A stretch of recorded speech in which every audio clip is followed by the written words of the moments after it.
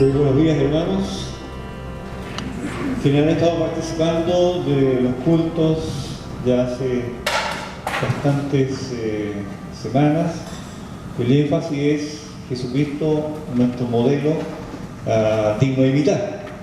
Y en esta mañana quisiera reiterar un aspecto que cuando nosotros leemos los evangelios y examinamos a Jesús siendo realmente un modelo en distintas áreas, como lo hemos estado viendo, realmente debiera a nosotros provocarnos un tremendo desafío, porque Él es el maestro, y una de las metas y una de las expectativas de un maestro que tiene discípulos es que sus discípulos lleguen a ser como su maestro. Así que si nos consideramos discípulos del Señor, tenemos realmente un desafío: mirar al Señor e imitarle en todo aquello donde Él es un modelo, un referente para nosotros. Y en esta mañana quisiera destacar un aspecto donde efectivamente cuando leemos los evangelios vemos que Jesús es un modelo a seguir, y tiene que ver con la demostración de Jesús como alguien que dominaba las Escrituras. Cuando vemos y leemos los evangelios, es sorprendente ver cómo Jesús tenía un dominio absoluto de las enseñanzas bíblicas, y de hecho fundamentaba sus sermones, sus mensajes en base a las Escrituras, y eso era tremendamente admirable. Alguien dirá: bueno, pastor, lo que pasa es que Jesús era el Hijo de Dios y por eso tenía esa capacidad, ese conocimiento y ese dominio sobre las Escrituras. No debemos olvidar que Jesús era plenamente humano y también estaba sujeto a todas las limitaciones propias nuestras. Y desde esa perspectiva también tenemos que considerar que Cristo también se sometió a todas las dificultades propias de la vida cotidiana. Pero usted estará de acuerdo conmigo, efectivamente, que Jesús demuestra un dominio absoluto de las Escrituras. Hace décadas, cuando yo era un jovencito, empecé a ir a la iglesia, escuchaba que algunas denominaciones hermanas tenían un concepto bien favorable acerca de nosotros, los hermanos bautistas. Y había una afirmación que se manejaba en el ambiente evangélico en general. Y nuestros hermanos, específicamente pentecostales, decían: los bautistas es el pueblo de la palabra. Había una afirmación que recorría los pasillos, las iglesias, y había una cierta admiración, y creo que en la práctica había bastante razón, porque efectivamente los bautistas tenían escuela dominical, estudiaban la Biblia, y el expositor caminaba junto de la mano con la Biblia. Pero han pasado los años, las décadas. ¿Qué sucede hoy? ¿Se podría seguir afirmando lo mismo? ¿Que la iglesia bautista es el pueblo del libro? Podríamos afirmarlo categóricamente, como era realmente el comentario de nuestros amados y queridos hermanos pentecostales, y que ellos verdaderamente han crecido nuevamente. Tienen sus seminarios, tienen sus institutos bíblicos, y yo soy testigo, porque tengo muchos hermanos y pastores, colegas, cómo realmente esa pasión que caracteriza al pueblo pentecostal la han canalizado a través ahora de la enseñanza. Y estudian, y saben, y cuando uno ahora dialoga con muchos de los pastores hermanos, uno ve que efectivamente se están preparando. ¿Y qué pasa con nosotros? ¿Qué pasa con nuestro instituto regional? ¿Qué pasa con nuestro seminario? ¿Qué pasa con las distintas alternativas de capacitación? ¿Qué pasa con el pueblo cristiano bautista en torno a ser efectivamente un pueblo del libro? ¿Podemos defender esa afirmación hoy en día?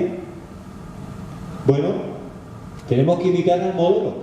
Jesús dominaba, ¿no es cierto? Él demuestra en las Escrituras que Él dominaba las Escrituras. Y eso es admirable. Y vamos a descubrir por qué. Primero, en muchos textos. Uno de ellos, por ejemplo, que grafica muy bien este dominio de la Escritura es cuando Jesús, previo a iniciar su ministerio público, es tentado por el diablo, ¿cierto? Recibe el primer zarpazo para evitar que él vaya camino a la cruz. Sin embargo, algo que le permite completa victoria al Señor es el dominio y la manera como él enfrenta esta prueba usando la palabra. Y por eso que en Mateo capítulo 4 observamos una afirmación que se repite en el diálogo que tiene Jesús con el diablo, y le dice, frente a cada tentación, el Señor usa una afirmación que es la clave para obtener la victoria. Por ejemplo, Mateo 4, versículo 4, dice, y respondió Jesús y dijo, escrito está, no solo de pan vivirá el hombre, sino de toda palabra que sale de la boca de Dios. Primera respuesta, donde Jesús obtiene plena victoria. Ya comienza Jesús diciendo, no solo de pan vivirá el hombre. Sabemos cuál fue la primera tentación, que Jesús optara y usara su poder para su propio beneficio personal. Pero el Señor tenía una agenda que estaba determinada por el Padre. Y en el versículo 7, Jesús nuevamente responde o enfrenta a la segunda tentación. Jesús le dijo, escrito está nuevamente. Escrito está, dice, también no tentarás al Señor tu Dios. Jesús tenía un dominio de las Escrituras. Él hace referencia a las Escrituras que eran, ¿no es cierto?, la fuente de las enseñanzas de Jesús. Y en el versículo 10, nuevamente Jesús enfrenta esta prueba y dice, entonces Jesús dijo, vete Satanás, porque escrito está, al Señor tu Dios solo adorarás y a Él solo servirás. Cuando usted enfrenta una situación difícil, una prueba, una tentación, usted recurre a la palabra, donde apoyarse, donde afirmarse, donde poder fundamentarse para poder enfrentar inteligente y sabiamente ese momento difícil. ¿Cuántas veces usted está viviendo una situación de prueba y a veces hay un texto bíblico que viene a su mente y lo conforta, lo consuela, lo anima, le da vigor para salir adelante? ¿Le ha pasado eso? A la mayoría de nosotros. ¿Por qué? Porque el Espíritu Santo trabaja en sociedad con la palabra, no trabaja de manera independiente. Por eso es tan importante que nosotros podamos efectivamente recuperar esa frase que se manejaba en el ámbito evangélico todavía, pero no sé si con la misma fuerza que se hacía, que somos el pueblo del libro. Debemos nosotros recuperar ese sitial. Debemos, como hijos de Dios, realmente dominar. ¿Cuánto domina usted de las Escrituras? Alguien dirá, pastor, lo que pasa es que yo tengo tan mala memoria, a esta altura de la vida es tan difícil. No se equivoque. Todo depende del ejercicio, hay que ejercitar. Por eso que Jesús planteó a sus discípulos un desafío: escudriñen la Escritura. ¿Qué es escudriñar? Es mucho más que el simple hecho de dar una mera lectura. A veces hay hermanos en la iglesia que se conforman y tranquilizan, ¿no es cierto?, su conciencia, y dicen, no, ya hice mi devocional porque leí hoy día el capítulo que me correspondía y me demoré 2 minutos en leerlo. Está bien, hay que leer la palabra de Dios, es el primer paso. Pero el Señor, cuando habla de escudriñar, nos plantea un desafío que va mucho más allá de la simple lectura. Es meditar, es reflexionar, es interpretar la palabra de acuerdo al contexto. ¿Qué es lo que quiso decir el Señor? Hoy en día hasta nosotros los evangélicos nos hemos puesto muy cómodos. Y una demostración de esa comodidad en torno a verdaderamente escudriñar las Escrituras es que también hemos caído en la tentación de tener la cajita llamada el pan de vida. ¿Cuántos de ustedes tienen? No levanten la mano. ¿Ah? ¿Cuántos de ustedes han regalado incluso? Vamos a regalar el pan de vida porque ahí está la palabra de Dios, y se ha transformado en un verdadero horóscopo cristiano. A ver, vamos a decir, hasta nosotros hemos caído en esa tentación.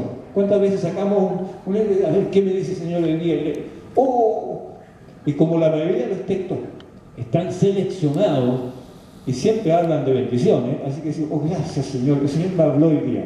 Pero cuando sale un versículo que no es muy grato a asumir, no, sacamos otro para consolarnos. la verdad que sucede, pero ¿por qué? ¿Por qué esa cajita, el pan de vida que llamamos, tiene una tremenda limitante, hermanos?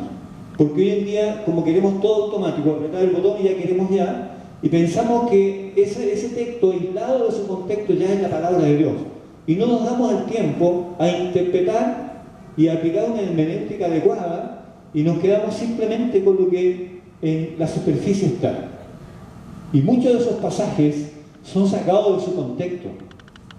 Y los interpretamos y los acomodamos a nuestra realidad, a nuestro diario vivir, pero sin considerar que ese texto, para interpretarlo adecuadamente, hay que analizar el contexto. ¿Qué quiso decir el autor?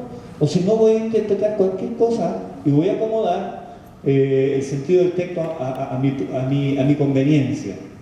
En eso debemos ser cuidadosos. ¿Por qué? Porque no queremos gastar y hacer el mayor esfuerzo para aprender de la palabra de Dios. Otro ejercicio que yo sé que a usted también le ha pasado y que se puede justificar en alguien nuevo, pero no en hermanos que llevan décadas ya en el Evangelio. ¿Cuántas veces usted ha pasado por alto la introducción de Mateo? Empieza a ver la genealogía, este Dios no entiendo, y pasamos por alto. Y no nos damos el tiempo para descubrir la riqueza que hay efectivamente.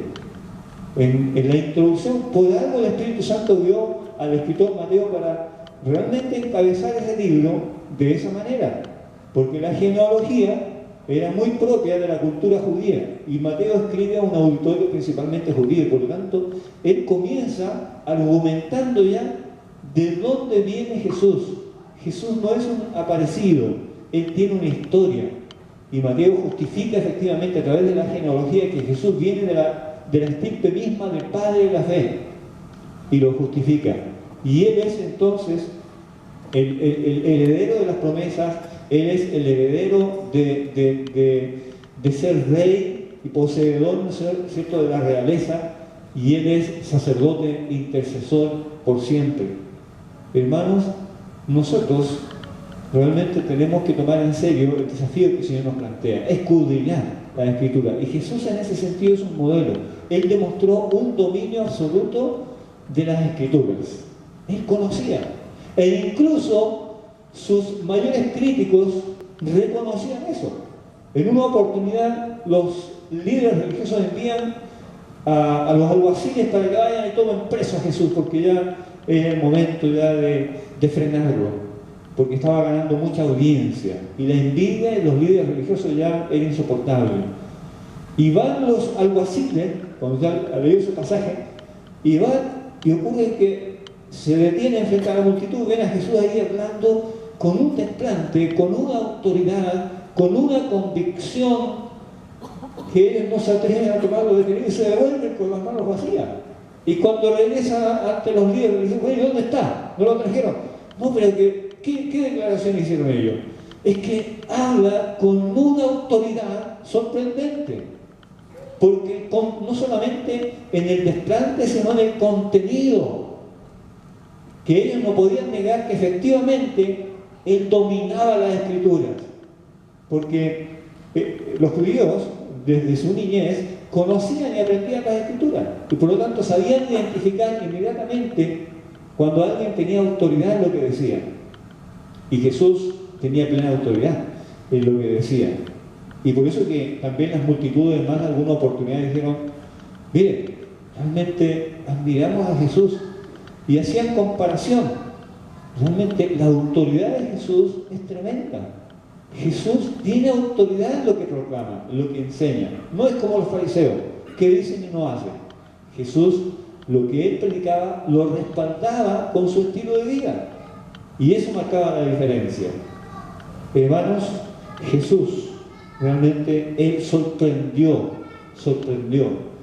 Y también, como maestro, tenía que enseñar y ser una escuela para sus discípulos.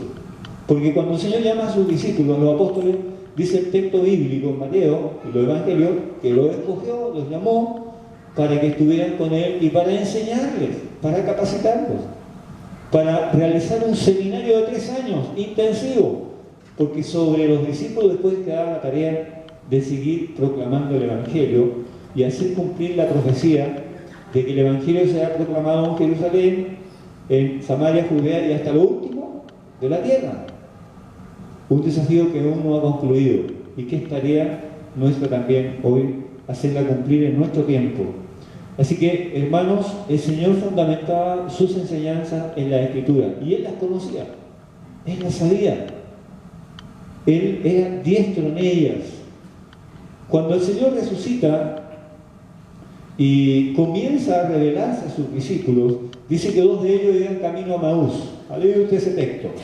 Iban camino a Maús, ya atardeciendo, y Jesús se pone junto a ellos y comienza a platicar.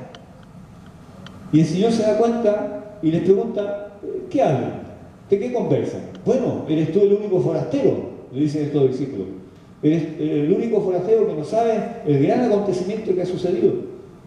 Que Jesús de Nazaret fue crucificado, fue condenado por el sacerdote y los líderes políticos.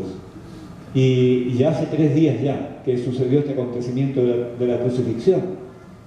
Y así caminaban. Y Jesús, ¿qué les dice? Pero vosotros no habéis leído lo que dicen los salmos, la ley de Moisés, los profetas.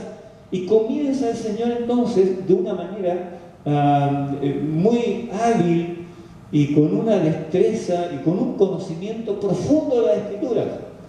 Y la Biblia judía en general estaba compuesta por los profetas, los salmos y también la ley de Moisés o la Torá, que comprende lo que hoy llamamos el Pentateuco, los 5 primeros libros atribuidos a Moisés como el escritor. Y Jesús tiene y demuestra, ¿no es cierto?, y aclara a sus discípulos de tal manera que esto finalmente el Señor abre sus ojos, ya estando ahí compartiendo una cena, compartiendo el pan, dice la Biblia en ese pasaje, que abrieron los ojos y le reconocieron. Pero ¿qué hizo Jesús? Él les reinterpretó y les enseñó las Escrituras, y con una capacidad y un conocimiento realmente profundo y detallado. Y podemos seguir enumerando muchos textos de esta capacidad y de esta habilidad de Jesús y de esta demostración de que Jesús conocía las Escrituras de una manera sorprendente. Veamos ahora un segundo punto. Si bien es cierto, el Señor tenía un dominio absoluto de la Escritura, y es claramente demostrado al leer los Evangelios, y para nosotros es un referente, es un desafío de poder seguir aprendiendo y conociendo las Escrituras. Pero el dominio de las Escrituras era fruto de una capacitación permanente en Jesús. No era algo automático, no era algo mágico. ¿Cuántas veces usted dice, Señor, ayúdame, dame sabiduría, ayúdame, quiero aprender la palabra, y quisiera que la Biblia entrara así en forma mágica en la palabra, sin ni siquiera esforzarse? Y la verdad que no es así. Jesús, el fruto de esa capacidad de dominio sobre la Escritura, era porque Él desarrolló una capacitación permanente. Y en Lucas capítulo 2 versículo 52 es uno de los textos. Lucas capítulo 2 versículo 52 dice que Jesús crecía en estatura, en sabiduría, en gracia para con Dios y los hombres. O sea, Jesús tenía un crecimiento y un desarrollo integral. Estamos hablando de Jesús en su etapa de niñez y adolescencia. La verdad que los evangelios hablan muy poco acerca de la juventud de Jesús y de su niñez. Pero este texto es suficiente para que nos formemos una visión panorámica. Nos dice y nos resume el escritor que Jesús crecía como una persona muy normal, como un niño normal, como un adolescente normal. Dice, crecía, pero en esos 4 ámbitos. Crecía en sabiduría, en estatura, o sea, físicamente, en sabiduría, en conocimiento, en gracia para con Dios, o sea, espiritualmente, y en gracia para con los hombres, o sea, socialmente. O sea, crecía en todas las áreas en que un niño debe crecer. Entonces, ¿cuál es la clave del conocimiento y de la capacidad de ese conocimiento que manejaba Jesús? Eso tenía su fruto gracias a la preparación permanente que tenía ese punto de partida desde la niñez. Porque culturalmente, en el ámbito judío, ellos eran muy comprometidos con el aprendizaje de las escrituras. Es verdad, muy poca gente sabía leer y escribir, pero sí existía lo que se llama la transmisión oral, que significa que lo que aprendían los padres de las generaciones anteriores lo iban transmitiendo de generación en generación. Y las escrituras entonces eran mantenidas a través del tiempo mediante la transmisión oral, pero también a través de los escritos, los rollos. Y estaban las sinagogas, estaba el templo de Jerusalén, donde había un mínimo de judíos, de 10, 12 judíos, se podría formar ya una sinagoga. Así que donde uno fuera, había una sinagoga. La aldea que fuera, la ciudad que fuera, había una sinagoga, un lugar donde se podía reunir y aprender acerca de la Escritura. Así que en ese sentido, Jesús, él como niño se desarrolla en una cultura donde se daba un valor y una importancia al aprendizaje de la palabra de Dios. Y ese aprendizaje estaba basado en Deuteronomio capítulo 6, versículos 6 y 7, donde Dios da las instrucciones a Moisés y queda ahí por escrito. Y le dice, mira, la ley deben transmitirla a los padres a las nuevas generaciones. Deben enseñarla a sus hijos. Y a la vez sus hijos deben enseñarla a los hijos de ellos. De tal manera que era un mandamiento y los judíos aprendieron a conservar eso con mucho celo. Y por lo tanto, María y José, los padres de Jesús, se preocuparon que Jesús desde la niñez pudiera desarrollar ese hábito de aprender las Escrituras. Yo creo que Jesús era un niño, un adolescente que efectivamente invirtió gran parte de su tiempo en aprender las Escrituras, en memorizar las Escrituras. Y por eso esa habilidad y ese manejo, donde el Señor demuestra efectivamente un conocimiento muy claro de las Sagradas Escrituras. Usted puede recordar el pasaje que dice que en este mismo contexto de Lucas capítulo 2, dice que Jesús a los 12 años fue llevado a Jerusalén para participar de las ceremonias típicas y celebraciones propias del pueblo judío, que la mayoría eran de carácter religioso, social. Y a los 12 años, un niño judío ya estaba en condiciones de poder participar en esa ceremonia. Y por lo tanto, María y José van junto a una multitud a la celebración a Jerusalén. Y dice el texto que estando allí en Jerusalén, y después de la celebración, volvieron en caravana, como se habían ido, y pasados algunos días se dieron cuenta María y José que no iba Jesús. Y volvieron a buscar al Señor. Y lo encontraron después de 3 días, ¿dónde estaba? Dice el pasaje que Jesús estaba en el templo y estaba dialogando y discutiendo con los doctores de la ley. Y estos se impresionaban, se admiraban de la sabiduría y el conocimiento de este niño, 12 años, adolescente. Y ya eso iba a señalar un precedente de que Jesús realmente a los 12 años ya manejaba de una manera extraordinaria un conocimiento de las Escrituras. Surge la pregunta, aquí hay varios padres que tienen hijos, niños, algunos ya adolescentes. ¿Cuánto han aprendido sus hijos de la palabra del Señor? ¿Cuánto usted ha invertido en sus hijos en relación a aprender las Escrituras? Como dice el Proverbio 22, versículo 6, instruye al niño en su camino, y aun cuando fue ya adulto, mayor, no se apartará de él. Así que la mejor etapa para aprender la Escritura es desde la niñez. Y no cometamos el error, que en una ocasión conversaba con un matrimonio de adultos y me decían, bueno, cuando nos casamos, yo soy cristiano, ella es agnóstica y decidimos que cuando nuestros hijos crecieran ya, ellos decidieran. Craso error, porque los hijos crecieron y en adultos le reclamaron a los padres por qué, cuando ya siendo adultos vinieron recién, por la misericordia de Dios y la oración de ese padre y la oración de los hermanos, llegaron a conocer a Cristo. Pero estos hijos ya mayores, ya profesionales. Y uno de los reclamos que hacían a sus padres, ¿por qué no le enseñaron las escrituras desde niño? Perdieron tanto tiempo. Que ese no sea el reclamo que tengamos que sufrir nosotros. Debemos realmente preocuparnos de enseñar a los hijos, de instruirlos. Lamentablemente se ha perdido mucho lo que hemos denominado el devocional familiar. Si hiciéramos una encuesta, ¿cuántos realizan el devocional familiar?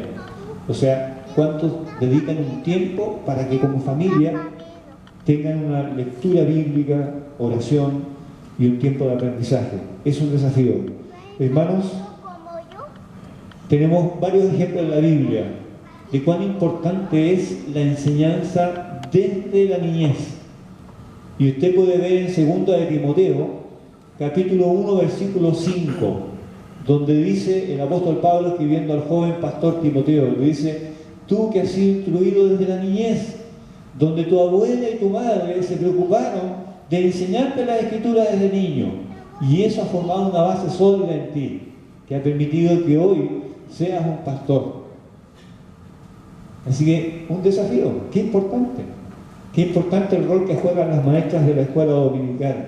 Debemos orar por ellas, que Dios les dé gracia, sabiduría, y que sigan sembrando en esto nuestros pequeños, así como Mateo, ¿cierto? Para que sean instruidos en la palabra del Señor. Y si bien es cierto, existe un riesgo que en la etapa de adolescencia sean absorbidos por la presión social, pero sin embargo está comprobado que esos hijos que a lo mejor en su etapa difícil se apartan, después retornan igual, después retornan. Así que vale la pena sembrar la palabra del Señor. Hermanos, es un desafío. Realmente tenemos que invertir más tiempo en el aprendizaje y en el dominio de las Escrituras. Más de alguien a usted le va a hacer preguntas bíblicas cuando esté evangelizando, y a lo mejor usted va a decir, no sé que está en la Biblia, o algunos realmente por ignorancia, no, sí, pero como muchos de nosotros que vivimos la transición del milenio, yo recuerdo que mucha gente decía, no, si del 2000 no va a pasar, y existían muchas especulaciones. Hermanos, y algunos incluso decían, no, si la Biblia lo dice, que no pasaremos del 2000. Algunos se atrevían a decir, en su ignorancia. Sin embargo, quien conoce la Escritura puede evaluar y puede entonces enseñar. Hermanos, Jesús es un modelo para nosotros, un modelo y un ejemplo de alguien que efectivamente invirtió tiempo para aprender las Escrituras, para memorizar las Escrituras, y nosotros debemos seguir su ejemplo, debemos imitar al Maestro. Hermanos, si queremos recuperar verdaderamente el sitial que debiéramos tener como pueblo de Dios, como el pueblo del libro, realmente tenemos que volvernos a las Escrituras. ¿Y el por qué este énfasis que tenemos como iglesia? De volver a estudiar los evangelios para redescubrir las enseñanzas de Jesús, para aprender del Maestro de Maestros y para que efectivamente nosotros podamos dar razón de fe con argumentos sólidos de en qué creemos.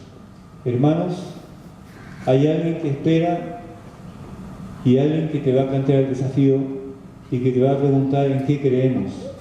Y nosotros debemos estar cada vez en mejores condiciones para dar razón de sí de la fe que tenemos en Cristo Jesús. Pero para eso tenemos que dedicar más tiempo para aprender cada día más y tener un dominio de la palabra de Dios. Amén. Vamos a orar. Buen Dios, muchas gracias porque tenemos a nuestra disposición hoy en día la palabra de Dios en forma completa. Dios eterno, te damos muchas gracias, porque la tenemos con tanta facilidad, pero aún así, oh Dios, a veces no le hemos dado el valor que corresponde y hemos verdaderamente dominado tantos temas, pero el tema prioritario que tiene que ver con tu palabra muchas veces ha ocupado un segundo lugar. Te pedimos perdón y queremos, Señor, verdaderamente volvernos a tu palabra y dedicar mayor tiempo para poder meditar en ella. Como dice el salmista, de día y de noche. Maravilloso Dios, gracias por la oportunidad que tenemos como iglesia de tener tu palabra a nuestra disposición, que podamos invertir en ella. Padre eterno, queremos aprender más, queremos escudriñarla con responsabilidad, porque de esa manera, Señor, verdaderamente podremos imitarte como el modelo y conocer tus enseñanzas. Gracias, Dios. En el nombre de Jesús. Amén. Que Dios les bendiga. E invito entonces al Ministerio de Alabanza que puedan pasar.